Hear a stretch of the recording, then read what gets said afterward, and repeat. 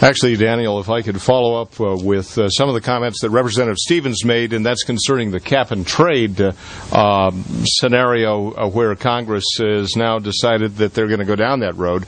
I was struck, nearly 10 years ago, I was listening to BBC News and was struck by how every story at that point in time had something to do with global warming.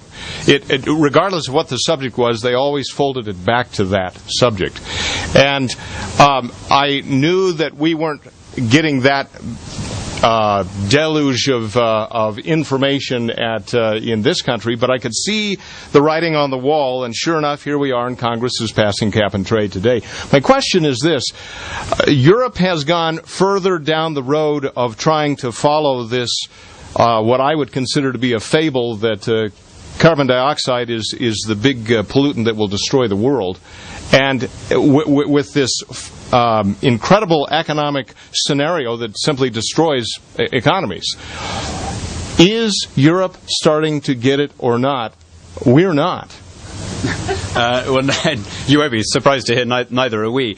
Well, I don't know, actually. You know, it was pretty chilly when I left on Thursday, so it may be that the resolution we passed against global warming has already taken effect. In which case, life is very easy, isn't it? You just have to declare where you stand on these things, and you can literally make the weather as a politician. And isn't that a nice, powerful position in which to find yourself? Look, I'm not an expert on this. I envy the certainty that I find on both sides of this debate. You know, there are people who say, oh no, it's plainly not happening and the world is getting cooler and so on. Maybe, I don't know. And then there are people who say it's obvious, even if it is getting warmer, it's not anthropogenic. I don't know.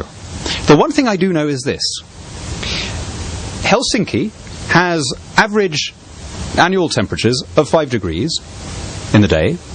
Athens of 21 degrees, Rio de Janeiro of 37 degrees, and they are all capable of supporting quite large human populations.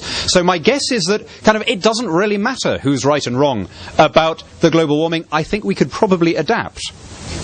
And we could probably adapt for a fraction of what it is being proposed to spend on trying to avert the whole thing. Very good. So, I just, if I may, I'm going to add one thing. I don't think environmentalism should be left completely to the left. I think there are issues which are natural conservative issues for us on the environment, and we should not be shy of using free market mechanisms to try to deliver cleaner air and cleaner water. And one of the ways of doing that is property rights. If people own the rights to the air and the water, it will be a lot cleaner. It's the tragedy of the commons. As Aristotle said, that which nobody owns, nobody will care for. And you and we are really lucky as countries because we have, under the common law system, we have very good mechanisms to enforce property rights. There was a case in England as long ago as the 17th century where somebody took his neighbour to court because his neighbour had a pig farm, the smell of which was deleterious to his quality of life. It's what we would now call pollution. There were particles in the air that were causing this guy not to have free enjoyment of his property, and the courts upheld it. And that, it seems to me, is the great way of cleaning up the environment. You trust to ownership. If somebody is responsible for a big stretch of rainforest, it isn't going to get chopped down. Whereas if nobody owns it, there is a scrabble. So let's not fall for this left-wing idea that you need to have more bureaucracies, less national sovereignty, and more international technocracies in order to get anything done. The opposite is true. Greens always say, think global, act local. Well, they're very good at the first bit. They love setting up their Kyoto agendas and all the rest of it. But the second bit, acting locally, that should be left to the people who really understand it, which is us. Now, I just dare any of you Colorado legislators to quote Aristotle. We will throw you out of office fast. I see that our friend Independence Institute President John Caldera has been paroled from Michael Jackson hell. John, come on up.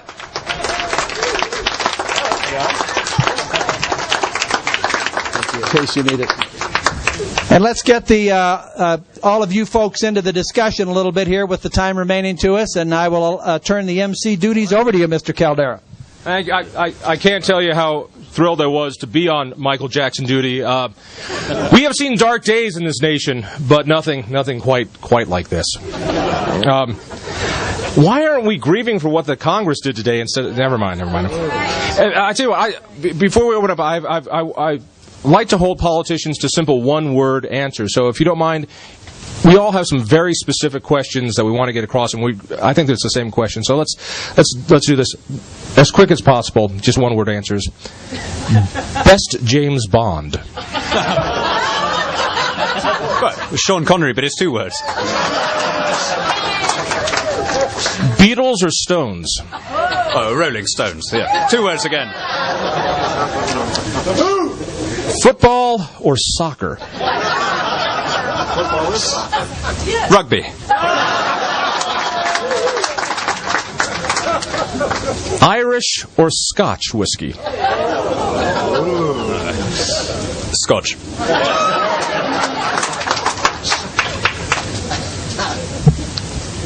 Doctor Who or Star Trek?